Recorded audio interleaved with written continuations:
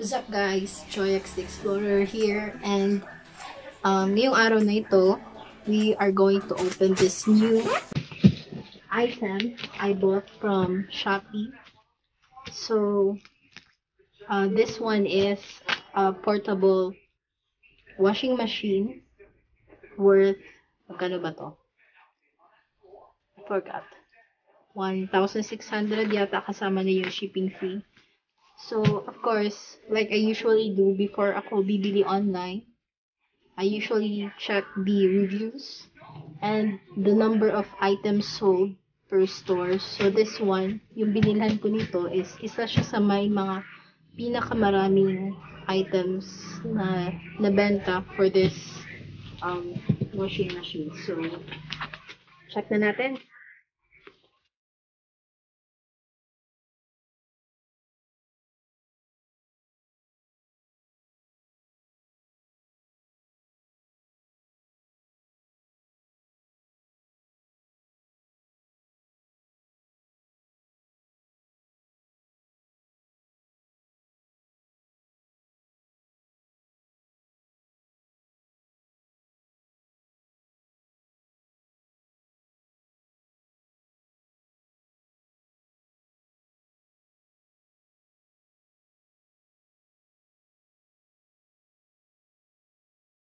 So, ayan. Sa loob, kasama niya yung isang maliit na manual.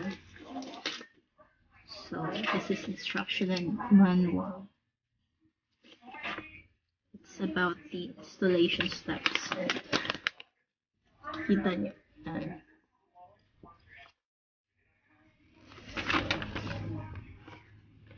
Dito yung mga parts niya.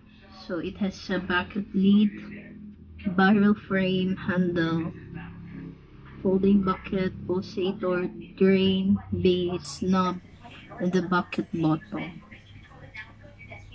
So, ayan. Tingnan natin. Ito yung cover niya. So, I don't, ano ba to? So, ang sabi dito is, ito yung para sa water niya. Sabi is, you have to pull this one, and then hold the bottom part. Yan. Medyo matigas siya. Siguro. Ouch. Okay, ito na yung lahat.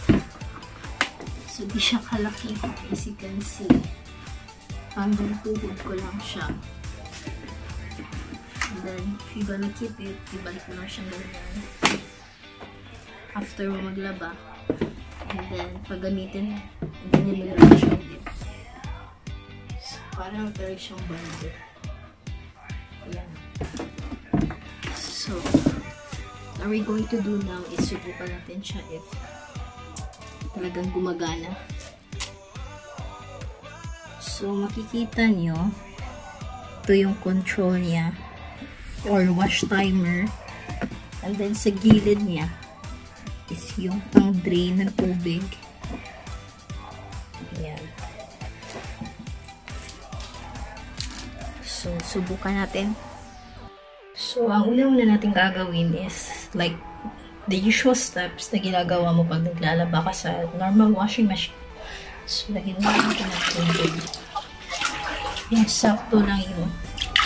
Lagyan ng tubig sa dami ng gamit na lalabahan. So, in my case, tansyahin mo natin mga ilang kilo yung damit na papalalagay. Siguro around 3 pieces na damit. So, maglalagay tayo ng sabon ngayon. Ayan. Lagay tayo ng sabon. Ayan. Siguro mga 3 piraso ng damit.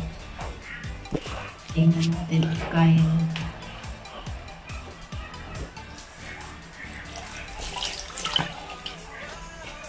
Siguro 4. At syempre, light clothes lang.